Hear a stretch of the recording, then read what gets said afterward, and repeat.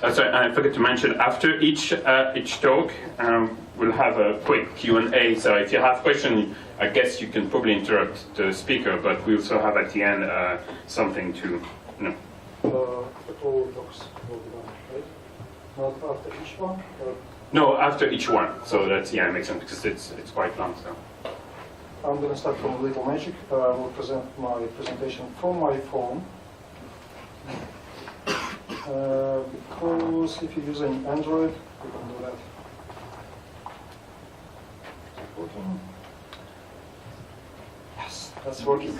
So you see, I'm using my phone because I have this HDMI cable connected to it, and everyone can do that, like no brainer.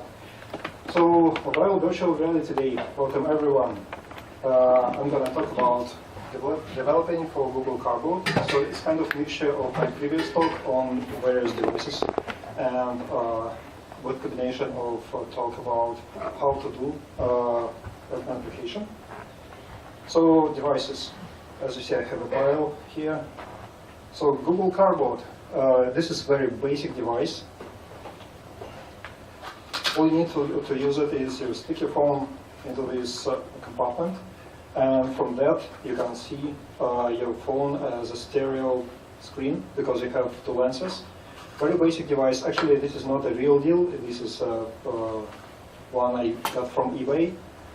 Very cheap. You can get one probably by nothing. You just need to buy lenses.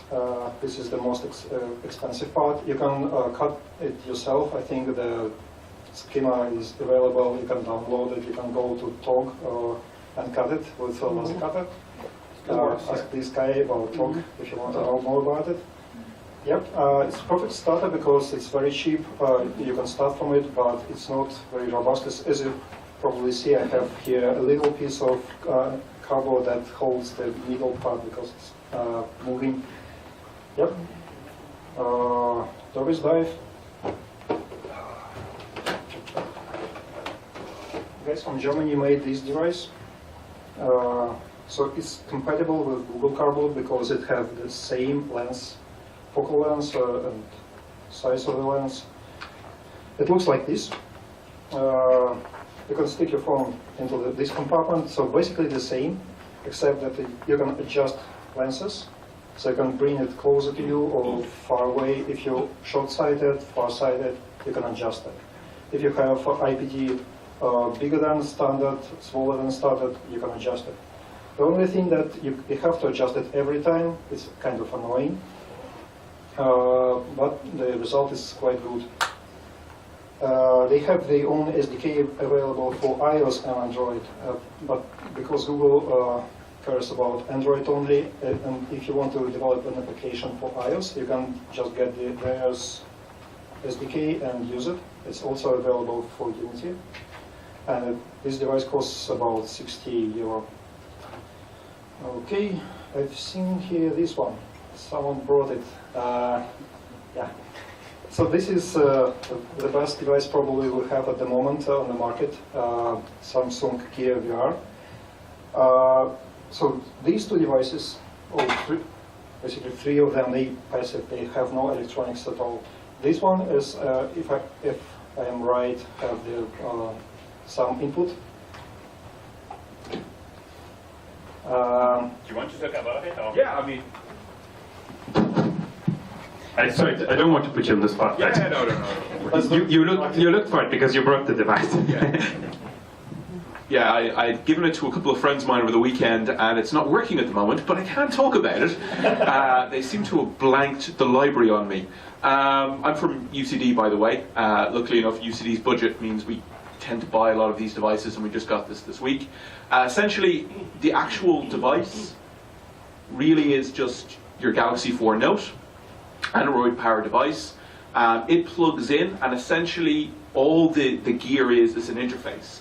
It has sort of a nice touch panel, kind of similar to the way, if anybody has played with Google Glass, sort of a similar touch panel. And at first I thought this was kind of gimmicky, to be honest, when we got them. But it actually works really, really well. The actual display, as you can see there, the latency really helps. It's very, very good for sort of 3D movies. It has its own development kit available for it. And obviously, because it's the Galaxy 4, it has got a slightly higher resolution than the DK2, if anybody's used it. Because you're running the 3D on an Android mobile device, the 3D isn't as fast moving as anybody who's played around with the DK1 or 2. But for 3D movies, it's phenomenal. And I will do my best to get it working over lunch so people can try it out. Thank you very much. Okay, another example is this Omido device from France. So it's kind of another small company trying to produce VR devices. Basically the same idea, except they have this part made of metal, which is good. Bigger lenses, which is good also because you can adjust, you don't have to adjust the IPD with bigger lenses, it just works. Actually, this device works for me, and for example, DK2 doesn't because I have IPD of 75 millimeters. By the way, IPD is the distance between your. Yeah, thank you. I still fighting to pronounce this word correctly. Yep, slightly more expensive than tourist dive, but I think people like it more. Yeah. So how it works? I will give a really small talk about this. So earphone have an accelerometer, so we can calculate the linear acceleration. Gyroscope, and this gives us angular acceleration. By integrating angular acceleration, we can calculate the current position of device in space. Also, we have magnetometer, but it's in cardboard. It's actually used for this little button, which is cool. Yep. So by getting gyroscope and accelerometer into some magic mathematics, we can calculate current position of device and rotation in space, and also how it moves in space. Then we can predict where it's going to be when the picture will be presented to the viewer. We can render this picture, and we have a happy customer. Easy like that. We'll do a little overview on controls. So basically, because you have phone, as you see, I can use HDMI output, but I can also use OTG cable and just plug any gamepad and use it. So if you have a customer that works with something like that and he wants to move in 3D space, you can still use a gamepad, normal USB gamepad, or you can use Bluetooth gamepad, or you can use this magnet Bluetooth button. You can get for 15 quid probably on Amazon. So it works the same. It tries to simulate the button you have on Google Cardboard, but it's Bluetooth, so it works with any device, which is cool. You can still use microphone. I'm trying to engage people to use microphone for commands and at least basic clapping, because it's also a click. Another way to control your character in 3D space is going to be line of sight. So in this game, Vanguard V, you can look around, and where you look, your character goes. So she flies, and you navigate her with your head movement, which is cool. Another example, some applications use this round thing with feet. If you look down, you trigger it on or off. If it's triggered on, you walk where you look. If you look down again, it triggers off, so you're staying on the place, you can look around. So you can still provide some kind of control over your character in 3D world, even you don't have much. Yeah, also we're working on a library that will unify all these controls. We're going to provide this library for Unity and Xamarin, so stay tuned. A little thing about how to develop an application. So first thing you probably should do is you should go to GitHub and grab an example. Google will have an example with library and working code in Java. But I'm programming in C#, so my example is going to be in C#. There is no big difference. This is how manifest looks. You should probably go through this presentation at the second part of our workshop and just probably copy-paste all this stuff. I will give you a link at the end of the presentation. So all you need is to give permissions, and you have to enable OpenGL ES 2.0 at least. Yeah, so this is how usual manifest looks. You also can create an activity with special category called Cardboard. So your application will be visible for Google Cardboard Launcher, and then if a user will install your application and then run Cardboard application, he will see your application in the list of compatible applications, which is cool. So he knows that he can use it with Cardboard. Yeah.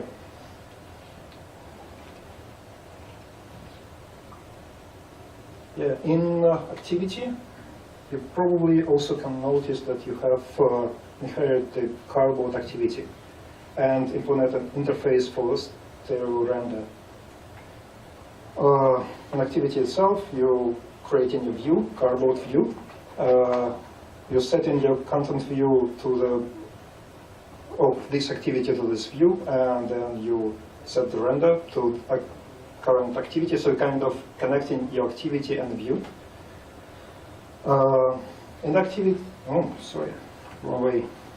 Yeah, you can also set VR mode enabled or disabled.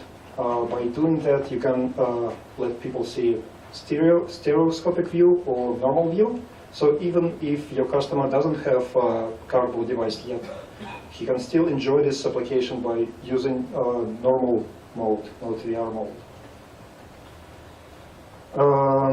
So this is the basic loop of a Cardboard application. We have on-surface created and on-surface changed at the start of the application. Then we have these calls in a loop. Each new frame presented with on new frame. Then we have on draw eye for each eye. If you have normal view, not the stereo view, you will have just one call of this method. Then frame is finished, and at the end of application, your render shuts down. When your surface created, you can set up your OpenGL whenever you want to do. When surface changed, you receive the size of your viewport. You can also save this information for future use. When the frame starts, you can get your head position by calling head transform get head view. So you will do this kind of forecast of position of device. Then when you draw the eye, you can do something. Here I just clear the view with some default color. When frame finished, I do nothing, but you can still do something if you want to. I also have nothing on render shutdown because it's a very simple application. So if you will compile all these simple steps, you will have. It's nice. Thank you. This is probably the disadvantage of presenting from phone. So what you will see is this one. If you use the recent Cardboard API, you will see this little button to set up your Cardboard device. If user will click on this button, he will be navigated to Cardboard application, and he then can scan a QR code of your device and get these settings back to your application. Because I'm just clearing this screen, you will see these blue things, and that's it. It works already. All you need is put some code to render some real stuff. Just a little reminder that you can get an eye view, which is a matrix of transformation from transform, and you can also get perspective. And this is enough to make application follow your head. So your head movement will be sent with eye view, and perspective will have a correct perspective for your device. This is the most useful part of this presentation: documentation and examples. Use them. Thank you again. You can also use Unity because Google kindly provide us with a Unity plugin. Just grab it and use it. This is really simple. You can also use Xamarin, as I do. If you're going to choose Xamarin, I can provide you with a link to another presentation that have some examples how to set up Xamarin application to work with Cardboard. So this is going to be an example of application I did recently. So this is fisheye lens. It captures picture all around you, like with 180 degrees on diagonal. So the picture usually looks like this. You see it's all distorted. But if you kind of project it on the surface like this, then you can have it in normal view. So I'm going to try to do some presentation now.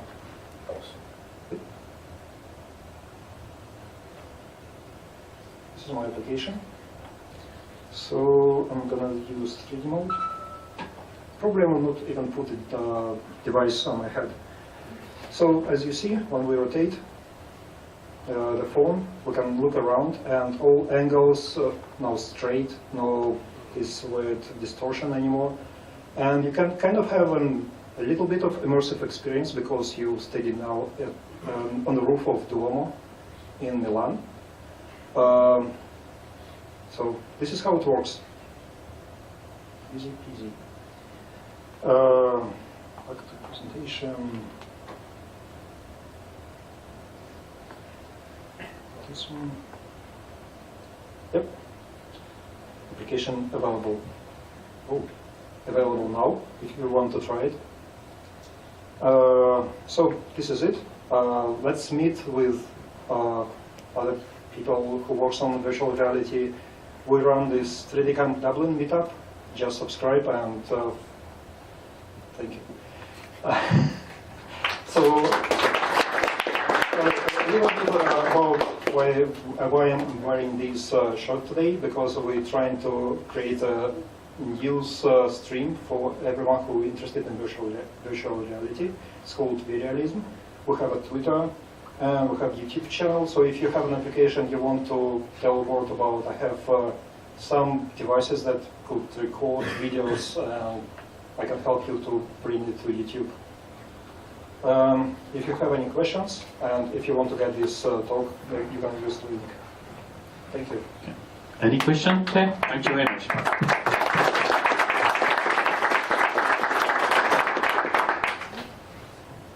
Come on. Yeah, well, it'll be here all day, and you'll have to. Oh, change this one question.